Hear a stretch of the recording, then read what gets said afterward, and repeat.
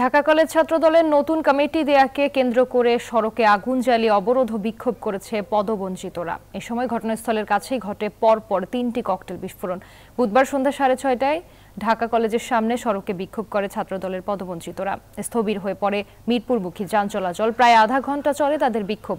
এ সময় ঘটনাস্থলের কাছে পরপর 3টি ককটেল বিস্ফোরণ হয়। এতে আতঙ্ক ছড়িয়ে পড়ে চারদিকে। বিক্ষোভকারীদের অভিযোগ, তাদের প্রতিদ্বন্দ্বীরা ককটেল বিস্ফোরণ ঘটিয়েছে। তারা বলছেন, অনেক ত্যাগীকে বঞ্চিত করা হয়েছে। দাবি আদায় না হওয়া পর্যন্ত বিক্ষোভ অব্যাহত রাখবেন বলে জানান পদবঞ্চিতরা।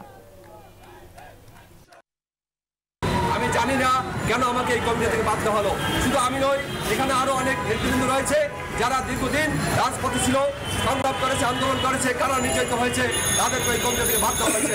এখানে অবস্থান করতেছিলাম আমরা, আমাদের উপর অতর্কিতভাবে বোমা হামলা করা হয়েছে। 4টা বোমা মারছে, একটা নাইমের গলিতে, একটা এখানে, আর 2টা হচ্ছে ভিতরে।